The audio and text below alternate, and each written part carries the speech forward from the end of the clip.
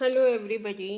मैं doctor Saroj Gupta, associate professor, राजकीय मीरा कन्या महाविद्यालय उदयपुर।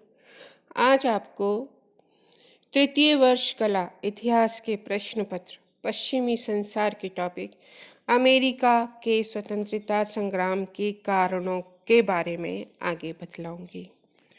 जैसा कि विदित है, पिछले 3 वीडियोस में मैं अमेरिका में इंग्लैंड के जो 13 उपनिवेश थे उनके बारे में विस्तृत चर्चा कर चुकी हूँ। उसके बाद मैंने क्रांति के कारणों के बारे में आपको बतलाया था, जिसमें मैंने आपको अभिव्यक्ति तथा सिद्धांतों का संघर्ष बताया था कि किस प्रकार अमेरिकनों में आत्मविश्वास एवं महत्वाकांक्षा की उभरती हुई भावनाएं अमेरिका की क्रांति के लिए उत्तरदायी थीं। रूढ़िवादी अंग्रेजी समाज तथा उदारवादी अमेरिकी समाज में टकराव प्रारंभ हो गया था। अंग्रेजों की दोषपूर्ण प्रशासन नीतियां थीं और निरंकुशता थी अमेरिका में, जिसके कारण क्रांति की भूमिका तैयार हुई। इंग्लैंड की वाणिज्यवादी नीति का विरोध किया गया। नौ संचालन कानून, व्यापारिक अधिनियम, औद्योगिक अधिनियम इत्यादि पारित किए गए, जिनका कि अमेरिका के लोगों ने विरोध किया था। इसके पश्चात आज हम आगे आपको बतलाएंगे कि जॉर्ज तृतीय के शासनकाल में व्यापारिक अधिनियमों का पालन कराने के लिए इंग्लैंड की सरकार ने कई कठोर कदम उठाए। इंग्लैंड का नया शासक था जॉर्ज तृतीय और वो निरंकुश सम्राट बनना चाहता था। उसने प्रयास किया कि सरकार के हर विभाग में कुशलता और गति लाई जाए। अतः अमेरिका से संबंधित विभाग में भी जागरूकता आ गई थी। जॉर्ज तृतीय के प्रधानमंत्री ग्रेनविले ने अमेरिका से आने वाली डाक और प्रतिवेदनों को पढ़ना आरंभ कर दिया, जबकि उसके पहले इन पर विशेष ध्यान नहीं दिया जाता था। उस समय इंग्लैंड की आर्थिक दशा अच्छी नहीं थी। इंग्लैंड अनेक यूरोपीय युद्धों में व्यस्त था। इनके कारण सरकारी व्यय बढ़ गया था। इंग्लैंड के व्यापारी और उद्योगपति सरकार को बता रहे थे कि अमेरिकी उपनिवेश न केवल दूसरे देशों से व्यापार कर रहे हैं, अपितु वहाँ उद्योग भी लगा रहे हैं। इन पर नियंत्रण स्थापित करने से इंग्लैंड की अर्थव्यवस्था में सुधार लाया जा सकता है। इसके अतिरिक्त इंग्लैंड की सरकार अमेरिका की सुरक्षा के लिए किए गए व्यय का भार भी वहाँ के निवासियों पर डालना चाहती थी। 1763 में इंग्लैंड की सरकार ने 10,000 सैनिक उत्तर अमेरिका में भेजे, जिन्हें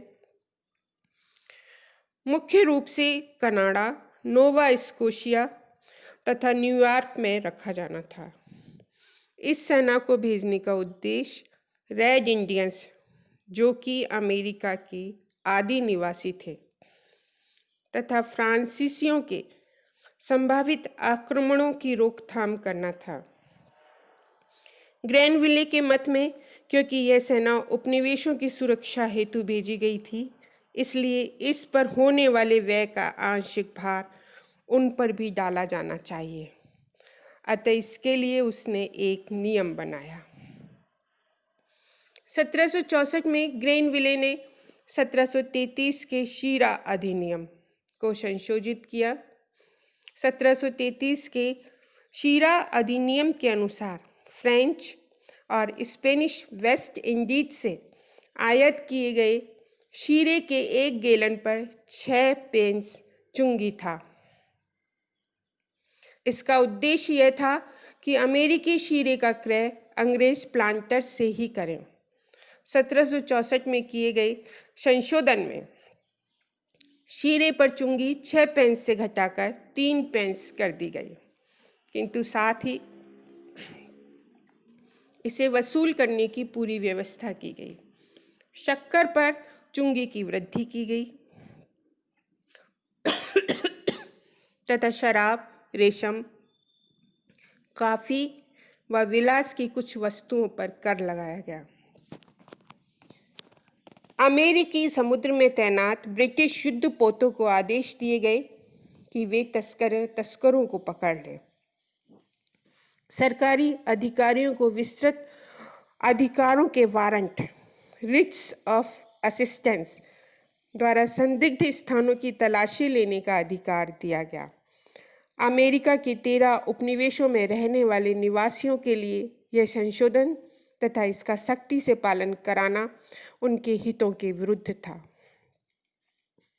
वे काफ़ी समय से अपने रम की भट्टियों के लिए अधिकांश शीरा फ्रांसीसी और डचों के अधीन पश्चिमी द्वीप समूह से बिना कर की अदायगी के मंगाते थे। अब उनके लिए ऐसा करना संभव नहीं था। इसके अतिरिक्त यह अधिनियम अंग्रेज शक्कर उत्पादकों के लिए लाभदायक था, अतः अमेरिका में इसका तीव्र विरोध हुआ। 1764 का करेंसी अधिनियम, जो कि अंग्रेज देनदारों की प्रार्थना पर पारित किया गया था, इसका भी विरोध हुआ। इसके अनुसार भविष्य में अमेरिका में पत्र मुद्रा या पेपर करेंसी के प्रचलन पर प्रतिबंध लगा दिया गया। 1765 में पारित क्वार्टरिंग अधिनियम के द्वारा अमेरिका में स्थित ब्रिटिश सेनाओं के रखरखाव का कुछ अंश उपनिवेशों को भुगतना था। इससे व्यापार में केवल अंग्रेजी मुद्रा का प्रयोग ही संभव था। 1765 में स्टाम्प एक्ट पारित किया गया। इसके अनुसार सरकारी अदालती स्टाम्प पेपर का प्रयोग आरंभ किया गया, जो सभी न्यायिक और गैर न्यायिक करारनामों, समाचार पत्रों, चौपन्नों, मदिरा बेचने की अनुमति पत्रों, विज्ञापन, जुए आदि के लिए अनिवार्य कर दिया गया। ये स्टैम्प कम से कम 2 पेंस और ज़्यादा से ज़्यादा 6 पाउंड मूल्य के थे। इस नियम का उल्लंघन करने वालों पर नौसेना की अदालतों में मुकदमे चलाए जा सकते थे। इन अदालतों में जूरी प्रथा नहीं थी और न्यायाधीश स्वयं फैसला लेता था। यद्यपि स्टैम्प एक्ट का अधिभार जनसाधारण पर अधिक नहीं था, लेकिन इस योजना का कड़ा विरोध किया गया। इसके साथ साथ 1764 और 1765 में पारित किए गए अधिनियमों के प्रति भी उपनिवेशवासियों ने अपनी घोर अप्रसन्नता व्यक्त की थी। वे सेना की उपस्थिति को वांछनीय और आवश्यक नहीं मानते थे। व्यापारिक नियमों द्वारा लगाए गए अप्रत्यक्ष करों को उन्होंने अन्यायपूर्ण माना था और अब उन पर प्रत्यक्ष कर लगाए गए थे। उन्होंने प्रत्यक्ष करों को मौलिक कानून तथा प्रकृति अधिकारों के विरुद्ध माना। सैद्धांतिक आधार पर विरोध किया गया। इसके फलस्वरूप मैसाचुसेट्स व अन्य कई नगरों में दंगे हुए तथा नए स्टैंपों के विक्रेताओं के घरों पर हमले किए गए। स्टाम्प एक्ट वसूल करने वाले अधिकारियों को भी परेशान किया गया। उत्तर के सभी तथा दक्षिण के कुछ उपनिवेशों में संस्थाएं और समितियां बनाई गईं, जिनका उद्देश्य स्टैम्प कर का विरोध करना था। इन संस्थाओं में 2 संस्थाओं के नाम थे, स्वाधीनता के पुत्र और स्वाधीनता की पुत्रियां। इनके नेता Isaac Sears, John Lamb, Charles Thomson आदि ने इंग्लैंड को इस आंदोलन को तेज गति प्रदान की। उन्होंने अंग्रेजी मत के बहिष्कार का समर्थन किया। मैसाचुसेट्स में अनेक वक्ताओं, जिनमें जेम्स ओटिस और सैमुअल एडम्स शामिल थे, उन्होंने कहा कि इंग्लैंड की संसद में नियमानुकूल प्रतिनिधि लिए बिना कर लगाना दास बनाने का तरीका है। वर्जीनिया के पैट्रिक हेनरी वर्गिस ने घोषणा की कि कर लगाने का अधिकार केवल स्थानीय प्रतिनिधियों का था। इस समय इंग्लैंड में इस समय अमेरिका में यह नारा लगाया जाने लगा, बिना प्रतिनिधित्व के कर नहीं, अर्थात नो टैक्सेशन विदाउट रिप्रेजेंटेशन।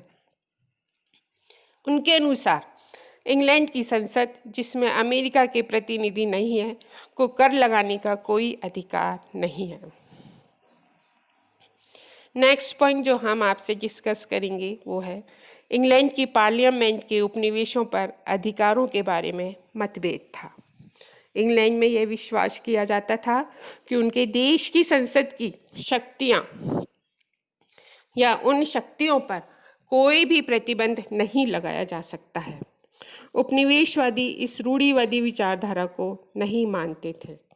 उनके अनुसार किसी भी मौलिक कानून से संसद की शक्ति सीमित हो सकती है। इस प्रकार दोनों पक्षों में एक मौलिक मतभेद था जो उनके बीच विवाद का कारण बना। इंग्लैंड की वाणिज्यवादी नीति का अध्ययन करते समय हमने बताया है कि उपनिवेशों की जनता ने इंग्लैंड द्वारा लगाए गए करों का विरोध किया और प्रतिनिधित्व नहीं तो कर नहीं का नारा भी बुलंद किया था। Thank you very much.